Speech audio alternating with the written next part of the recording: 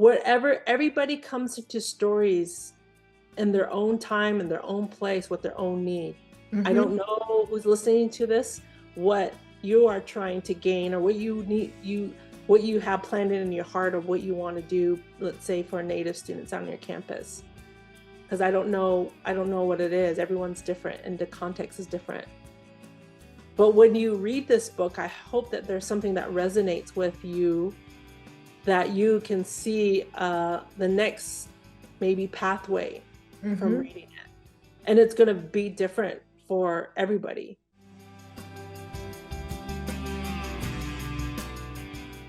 Welcome to Student Affairs Now, the online learning community for student affairs educators. I'm your host, Rochelle Pope.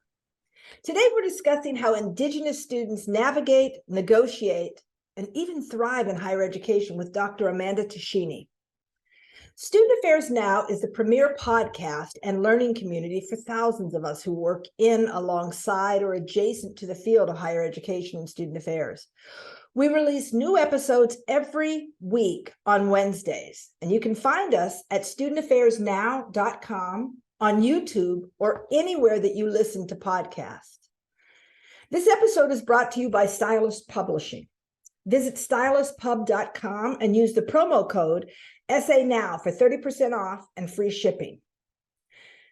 This episode is also sponsored by Leadershape. Go to leadershape.org to learn how they can work with you to create a just, caring, and thriving world. And stay tuned to the end of the podcast for more information about each sponsor. As I mentioned, I'm Rochelle Pope. My pronouns are she, her, hers, and I'm broadcasting from Williamsville, New York, near the campus of the University at Buffalo, where I serve as the Senior Associate Dean of Faculty and Student Affairs and the Unit Diversity Officer for the Graduate School of Education. I'm also a professor in the higher education and student affairs programs. The University at Buffalo is situated on the unceded ancestral homeland of the Haudenosaunee people. I'm joined today by Amanda Tachine, the author of Native Presence and Sovereignty on Campus, Sustaining Indigenous Weapons to Defeat Systemic Monsters. Amanda Tachine is brilliant and uncompromising in her critical examination of what causes harm and the systemic barriers that make it difficult to create meaningful change in higher education. And I hope that this episode will highlight the struggles and the strengths of Native students and offer a path forward for colleges and universities to connect with these students in meaningful and Indigenous-centric ways. I am so excited and quite honestly honored to have this important conversation and to share this space with Dr. Tachine.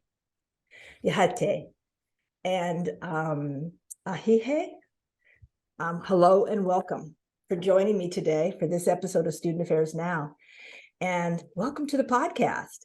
Can you begin by telling us a little bit about you, your current role on your campus, and your pathways in higher education? Absolutely. And first, can I acknowledge your beautiful introduction, particularly about how you are asserting Diné language by saying Yat and Hiat. That's not often. Poorly. No, you tried. That is just so like beautiful, and that means you went at, you listened to it, you tried to find it. You did that, and that is just so meaningful to me. And I just want to say thank you for doing that. Yat esh a Amanda Tachine nishiat nanisht esh Tachine nishlan is a lana bashichin tkabaha dashiche ado anshihi at dashanale look anthe nasha koteko ads and nishle. I introduce myself to you in the way I've always been raised to do so, in my Navajo language, which actually really connects with the book as well. It identifies my 4 clans, and we're a matrilineal society, which I feel is really beautiful, given we're in a heteropatriarchy nation state. There's still powerful matriarchs in my culture and in many other groups of people that thrive and honor and respect matriarchs in our family. So I come from that community.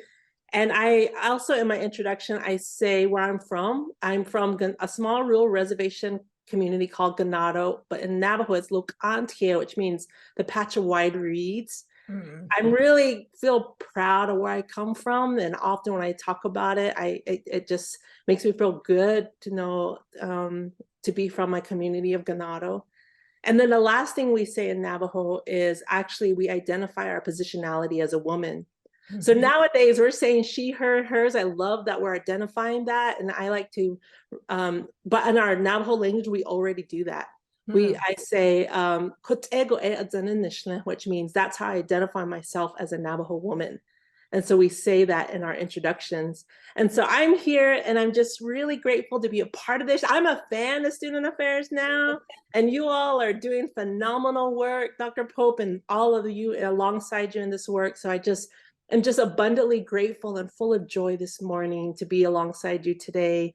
I'm channeling in from the land of the Acoma O'odham and Pequash people in Phoenix, Arizona, which we've been receiving beautiful rain showers the last few days, which has just made drinking coffee really nice and just taking walks and with the dampness with my dog in the morning really pleasurable. I'm faculty at Arizona State University in a higher education program there. And I'm just thankful for this conversation. So to talk about this beautiful book that I hope that you pick up, many of you pick up. If you've already picked it up and read it, thank you. If you shared it, yeah, it's in the I love that. If you have it in your library, or I thank you so much. It's just feeling so great to see the way students are picking it up. High school students are picking up. People are using it in their grad to undergrad, in Native communities and others. And I just, gosh, that's the reason why I wrote it. So thank you for allowing me to talk about that today. Well, we're thrilled. There is so much that we need to do to improve our campuses for so many students, for so many faculty and staff, for all of us, so that people can go out and do the kind of work they need to be doing, and creating the kind of society that we'd like to create. And so, so thank you, really thank you for this important work. So let's start at the beginning. I love to get to these origin stories. How did this book come to be? There's a lot of books that you can write as a faculty member. There's a lot of research that you can do, but how did this book come into existence? Oh, I love how you even framed it as an origin story. As you know, I think that there's many origin stories to this book. In many ways, I feel like maybe quite possibly I was born to do this. Like maybe it was already planted in me through prayers from my generations back that I would do this work. I mean, I like to think that way in all of what I do, but also in my future, my children's lives. Like I like to think that they already have something destined for them. Because if you really see my trajectory, my through line of my life, it's just feels like it's just has unfolded to produce a book such as this by growing up in in my home community, where a lot of what the students and I share struggles are what I experience.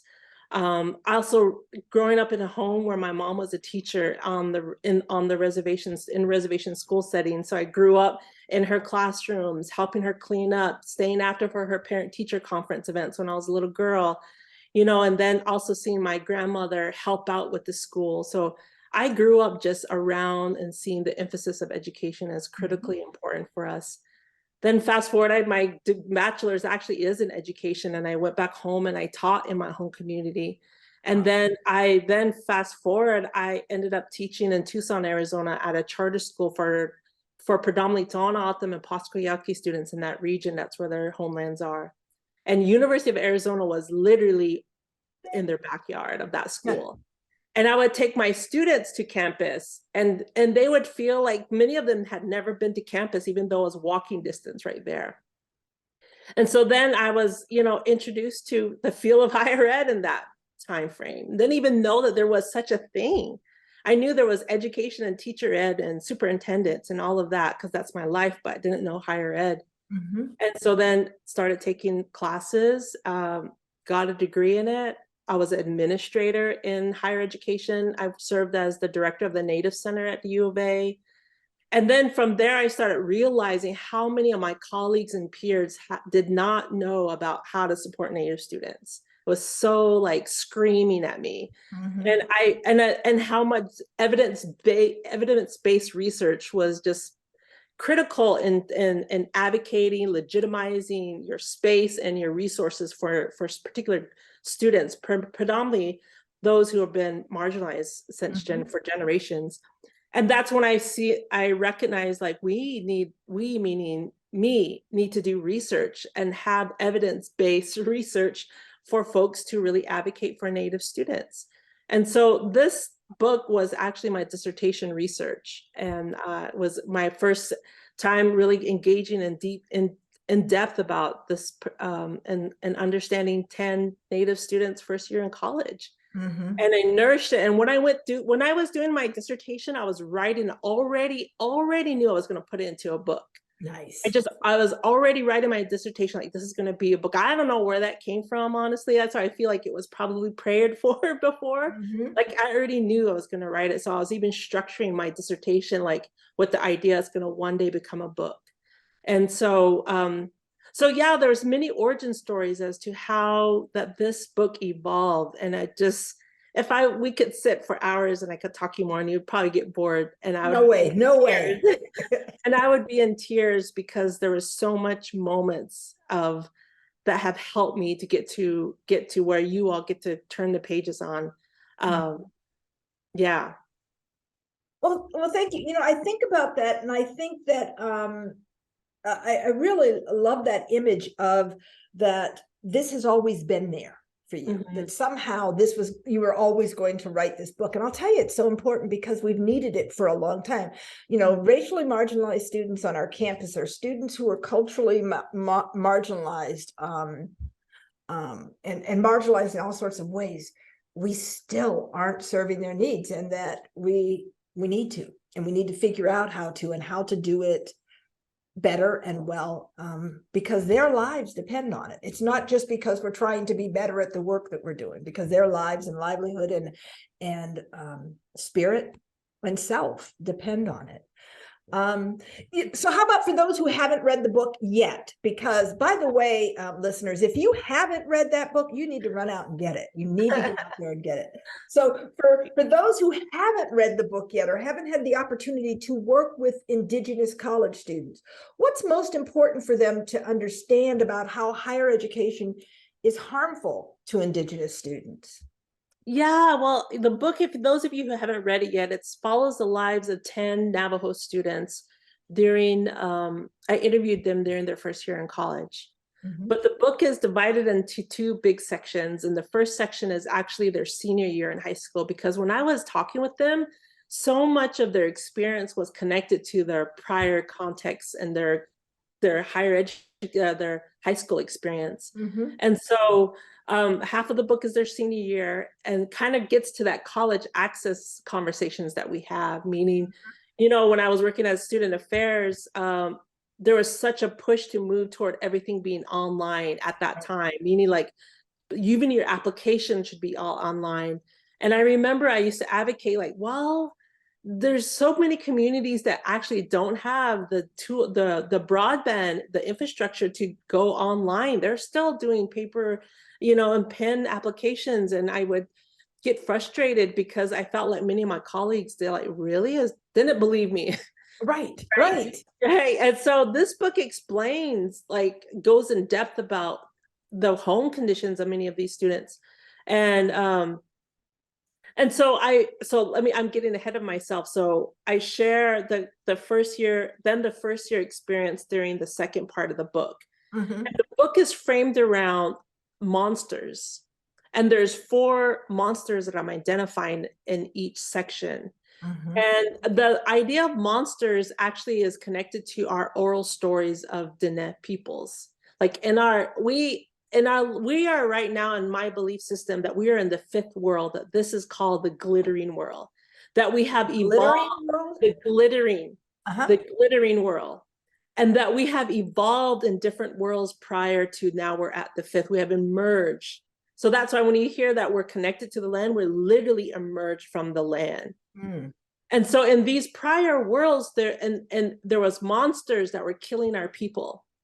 And there's the story of these 2 twin warriors who defeated some monsters and saved our people today. Mm-hmm. And this story is told, you know, in many places growing up as a Navajo, you hear this, mm-hmm. especially after the first snow. I can talk about it now because we just had our first snow in the wintertime. So there's protocol of when to share and so forth. And so one of the students in the interview, her name's Cecilia, it's a pseudonym, she actually told me that she conceptualized that all Native students who go to college are like warriors, just like the twin warriors. And that there are monsters that are threatening their ability to keep moving forward.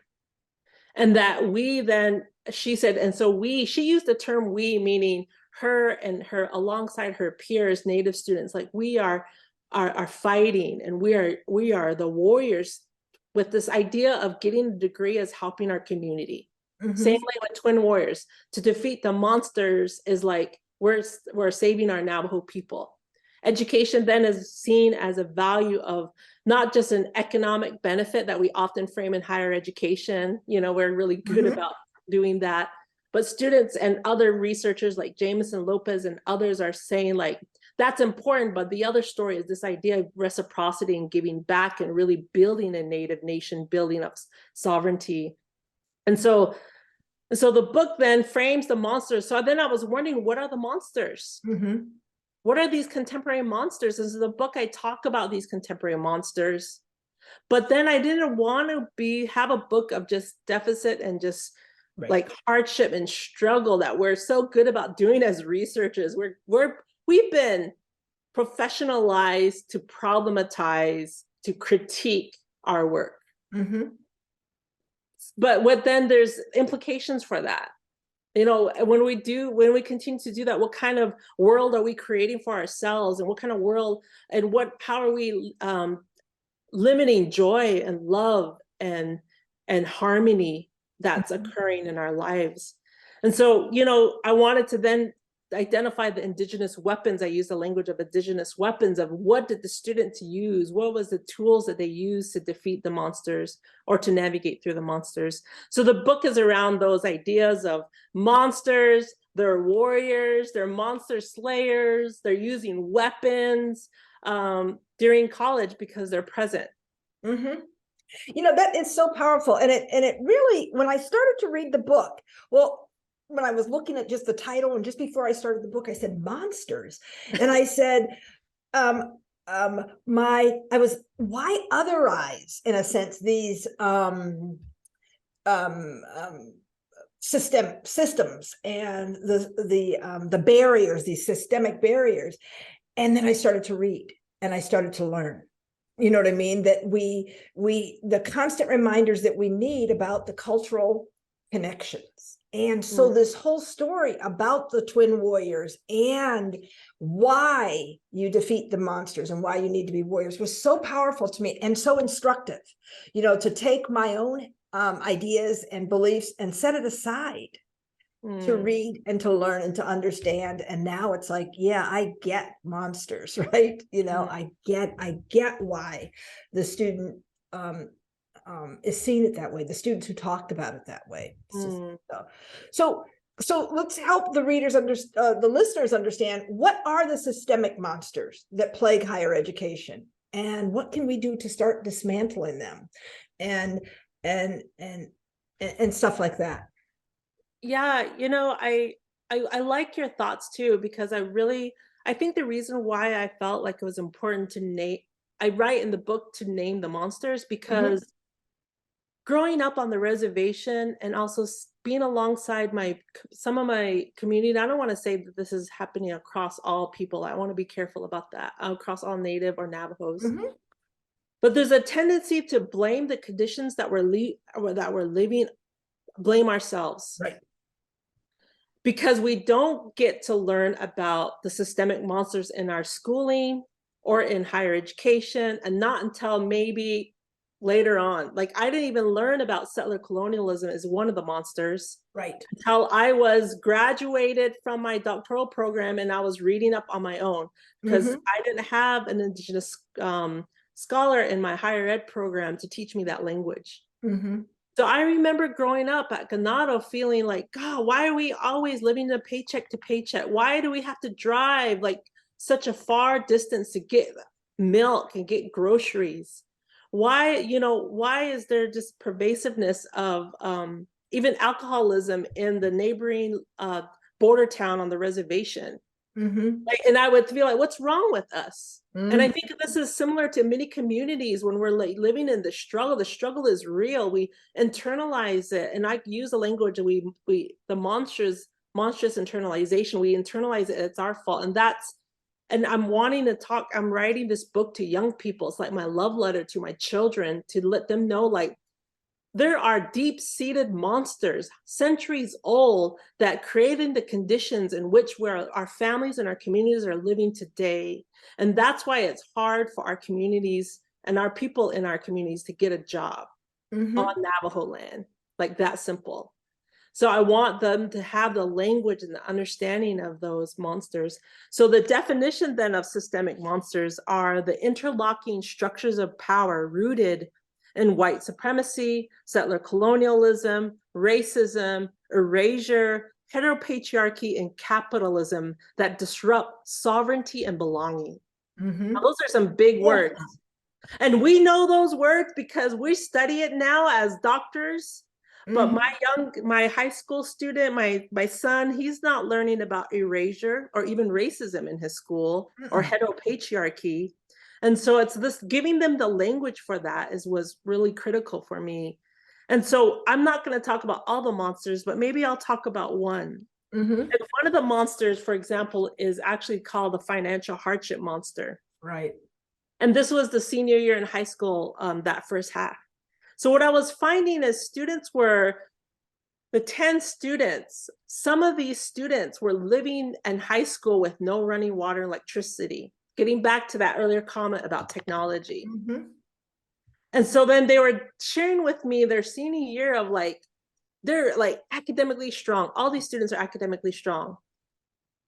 And then feeling the burden of really trying hard to stay on top of their academics because they knew that they could not afford college because their families are living off of, just trying to live paycheck to paycheck. Right. And so these students, then the financial hardship monster is illustrating the context of their living conditions. Right. And this was important because many people don't know that many homes on Navajo don't have running water and electricity in 2022. Right.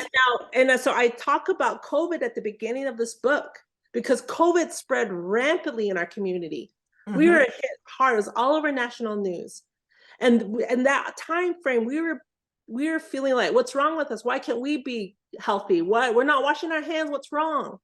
But then it's the same logic, is because, well, we don't have many homes that have running water.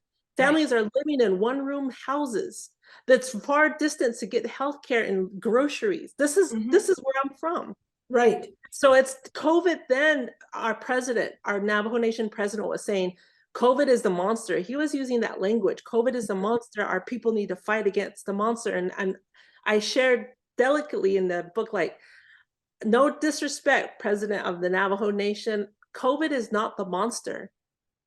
The systemic structures, the systemic monsters that make the conditions for COVID to spread is the monster. That's right. Settler colonialism, the history of our land, and why. So then in the book, I talk about why the living conditions exist, and it's really connected to the treaty rights, federal policies that make it difficult for even to start a business on Navajo land. And I talk about that. Of all the red tape just to start one business. That's why there was only, at the time I was writing this book, only 13 grocery stores on Navajo land in the same land base of West Virginia. That gives you illustration. So in the book then, Financial Hardship Monster, I'm laying the context. I'm talking about settler colonialism, the control of land, and when that history happened with the federal government. And now why the infrastructure and the system of our people, it makes it hard for us to have thriving lives because of all of the federal policy. So then when a student like Sarah is living in a tough conditions of, I say she has no running water, electricity, but she's strong. Like, I don't want to make this thing, oh, they're struggling. No, the students know how to survive in this. I mean, if we were going to have an apocalypse, they would know how to survive. They have other knowledge base of surviving in home life like that. Right. But at the end of the day, though, when they see college as $20,000 a year for in-state, that's a real financial hardship monster. Right. So I start illustrating that monster, providing the history of the context to demonstrate settler colonialism as the root of that monster.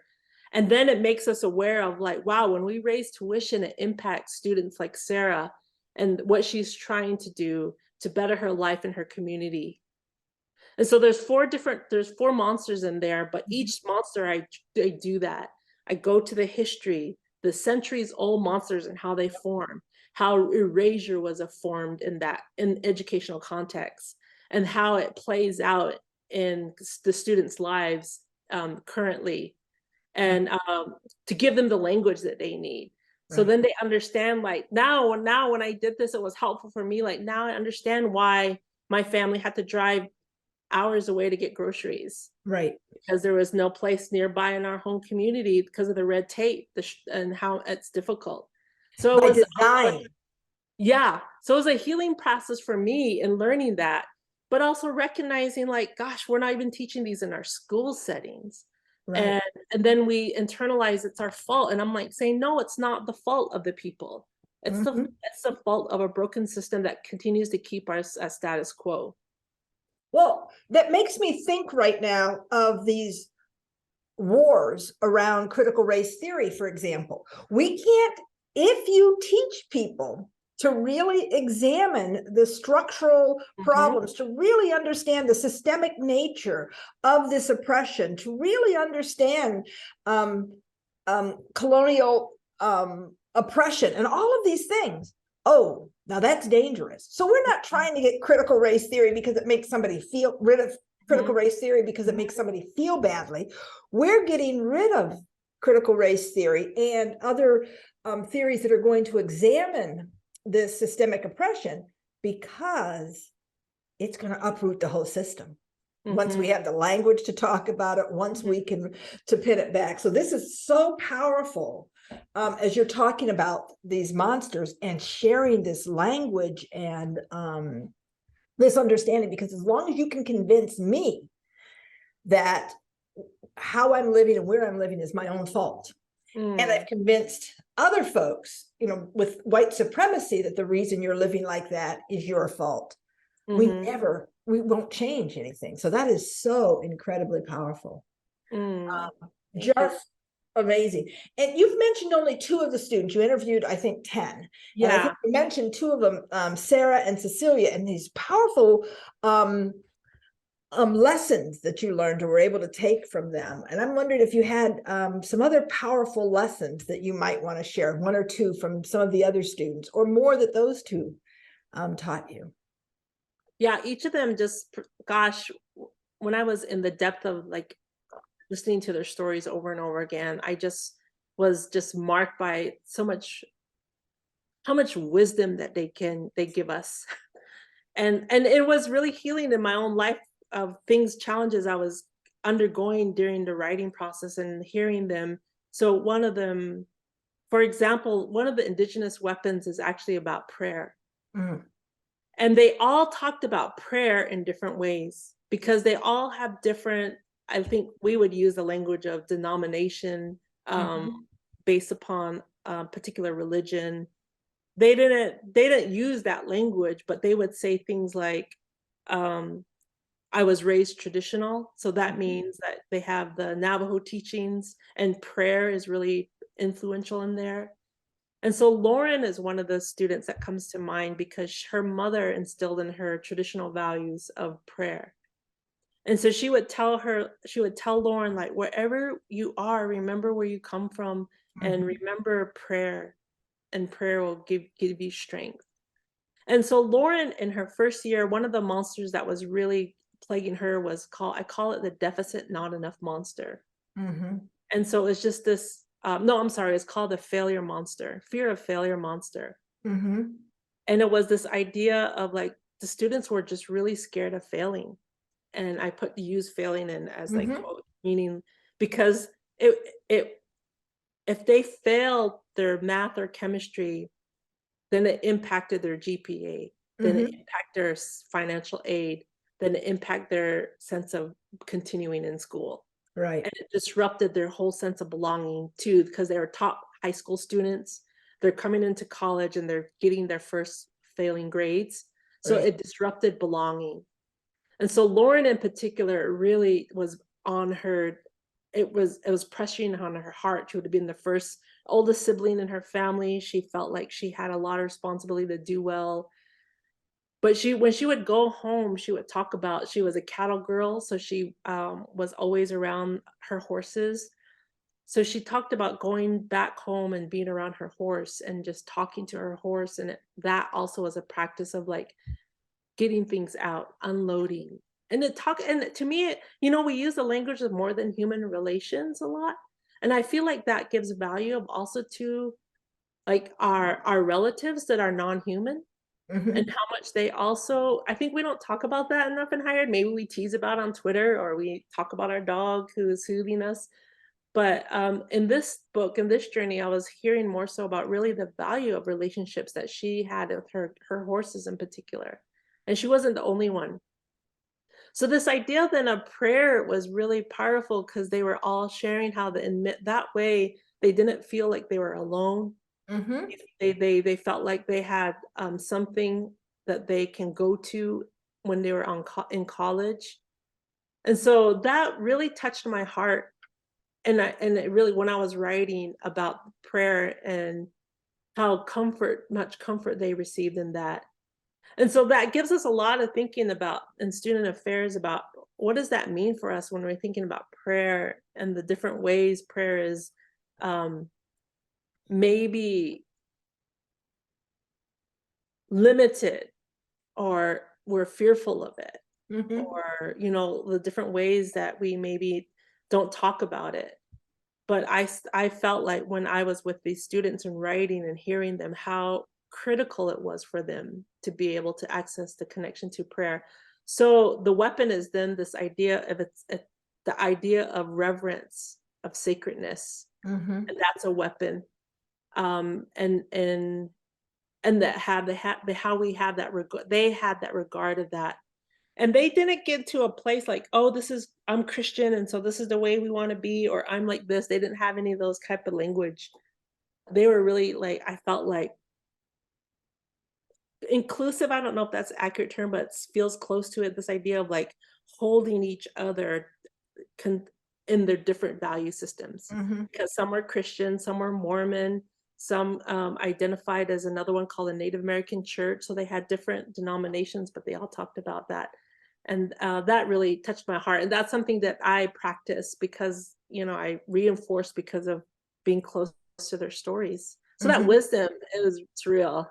They taught me a lot, and so now when I do my talk, sometimes I'm talking. Just the other day, I talked with high school students, and I talked about the power of prayer Mhm. and about or practicing something that gives them strength. And when you go to college, how that is a useful weapon for you, and how that and it gives me an opportunity to talk about that because the students brought it to me in this work.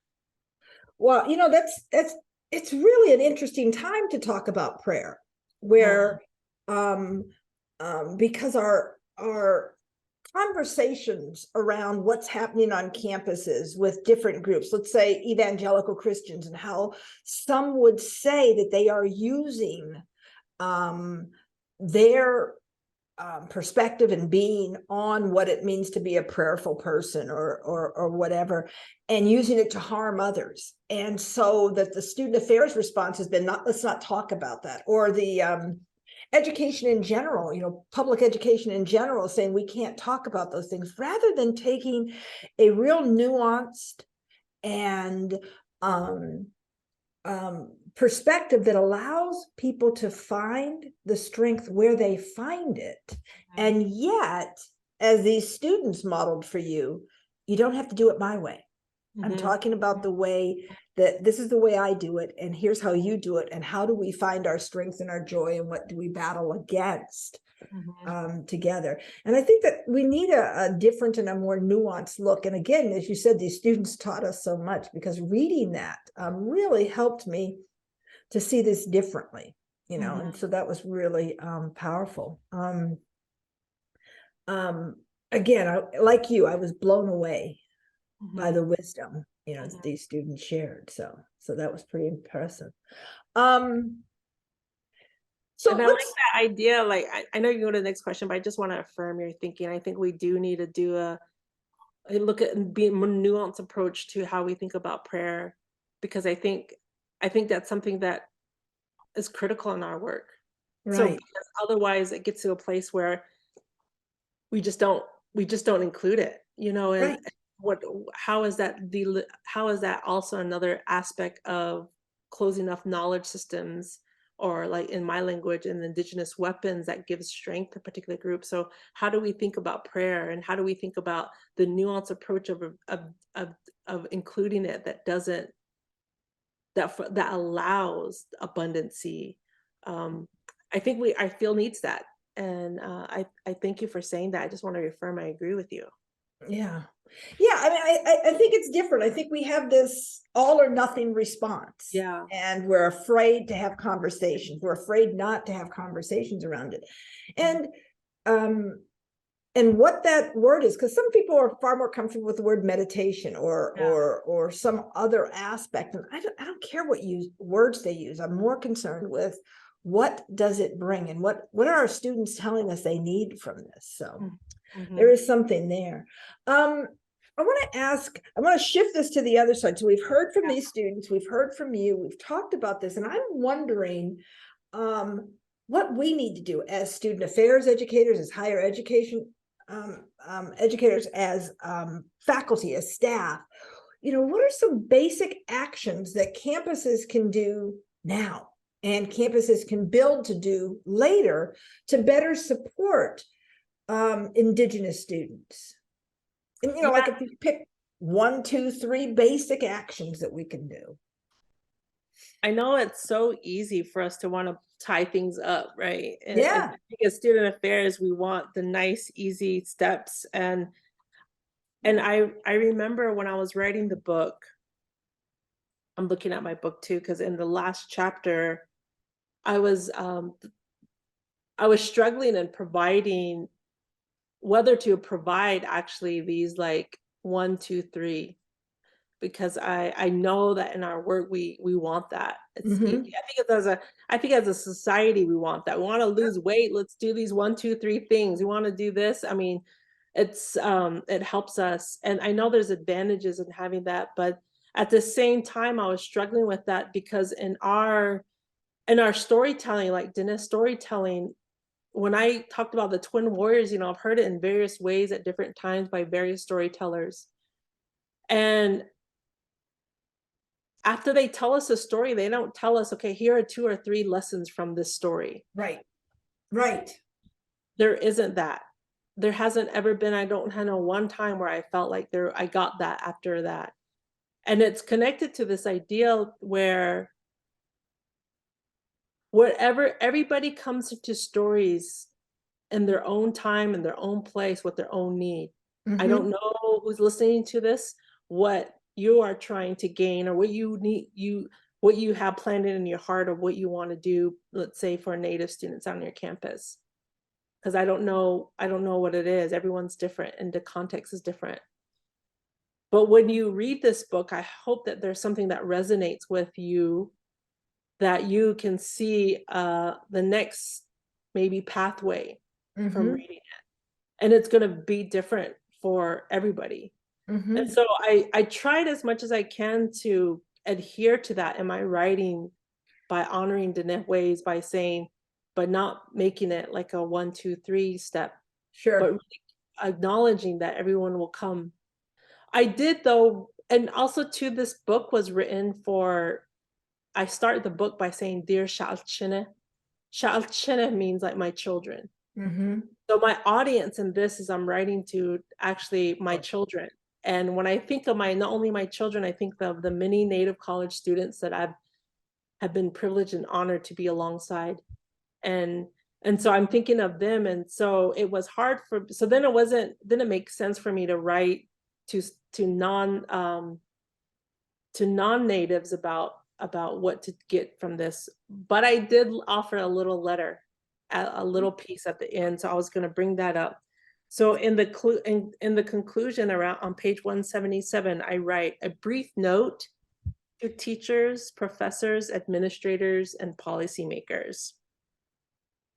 And I'm going to read a little bit about it. What Sure. I said. This book was written for Native peoples as it should be. But I know that some of you who are reading are non-native, possibly seeking ways to support natives, possibly embarking on learning something new, possibly being required to read this, and are possibly being given this book as a gift. For whatever reason that you came to enter this story rug, I thought it would be good to leave you with a note. Truth is that the decisions that you make affect my children and Native communities. Truth is, that is how life works and operates in a cyclical nature. And sometimes I wonder if you realize that. That is why this note is for you. I return to the question that I posed at the beginning of this book and again in this chapter. Repetition is necessary. The question is, who sets the terms of belonging? There is a politics of belonging, and now you may also be more aware that there are monsters. Then with this knowing, what can you do to reckon through the unbelonging process and respectfully support relational sovereign belonging? This is something that you will have to work through. I only have a few thoughts and a few more questions, but I hope that you will further engage in these questions and actively build meaningful relationships with others and the land to proceed with love and care. So what I'm trying to do in this section is to forward these questions of, and the whole book is really about who sets the terms of belonging. Talk a lot about belonging in higher education. We theorize it, we research it. I'm taking a step back and asking, okay, but who is setting the terms of belonging? And what does that mean for you? And who is excluded in those ideas of belonging? And so this brief note then is asking us and also helping folks to think about that a little bit more, particularly around Native students. And I often say, even in the work of diversity, inclusion, equity, and justice that is occurring right now in this climate that we're having, Native students are still left out of those conversations. There's many, many times where I've been in committee works. I've been asked to speak about this across the country, and Native students are not included in these conversations. And so again, it goes back to who sets the terms. You know, and I learned that question from my mentor and good friend and colleague, Dr. Brian Brayboy. He's constantly reminding me, who sets the terms of the debate? And so in our work, then I'm thinking, who sets the terms of belonging in the work that we're doing? And so I encourage you to read that book. I asked some questions, and I also hope that you feel okay that I'm not going to give you a 1, 2, 3 step process. It's really an intuitive reflexivity activity, and I don't even know if activity is the right word, engagement, and thinking about where you're at and where you're situated, what's happening. And not only in student affairs, but I hope you also pick it up in your own life. Because when we exit the campus, we are still living beings operating in this land, in this place with other people. And so this is not a time to hang your jacket, you're done, and now you live your life. It's a way in which you encompass that everything into your whole well-being and your whole essence. And so I'm asking folks to do that, and I'm doing it for my own self as well. And it's a discipline.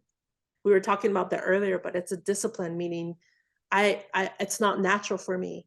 And so I have to discipline myself to practice, to be alongside others and learn about other people and the ways in which I'm conceptualizing belonging for myself and belonging. What does that look like for communities?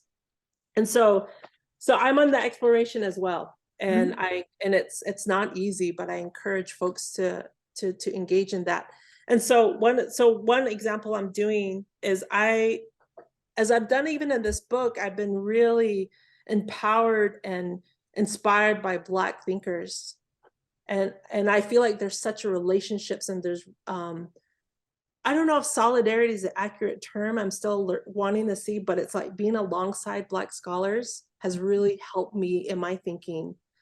And so I give a lot of credit to my colleagues, Keon McGuire, Messeret Hailu, where we have read and dialogue intimately with each other, shared letters with each other, about they're reading Indigenous intellectual thought. I'm reading Black thought, intellectual thought, and we're engaging in conversations together and writing together and being alongside each other.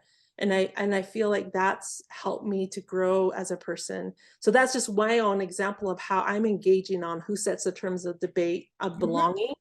Because I want my belonging as a Native woman alongside my Black community, alongside me. My future is with Black communities and other communities. So that's where I'm kind of, I feel like going all over the place right now, but I'm just thinking about how everybody is different and where they come into it and what they will moving forward. No, I don't think you were all over the place. I think you were just spot on. And I think it's, this is what happens with me in these conversations, because now that's a whole other 30-minute conversation that we can have that is just so powerful. And I really love the way that you pushed back on that question, because, this is what we do in student affairs. And partly because someone says, I don't know enough. Tell me what to do. And I love you're pushing back and saying, I can't tell you what to do. I can give you the story. I can give you some information. I can share with you my experience, or in this case, also the experience of these 10 students, which, represents this bigger picture. Now, what does that do to you? And for the people who do see, and I've talked about this a long time, people who see this equity, justice, diversity, and inclusion work as a suit that I put on when I come to work, and then I'm leaving work now and I get to hang the jacket up, as you said, then you don't get the message, and you need to spend some more time in reflection. I also loved your whole thing about how we need to be in conversation with each other. What do we learn from other communities, and what do we have to share? I love that you're talking about what you're learning from Black intellectual thought. And me, I even narrow that down.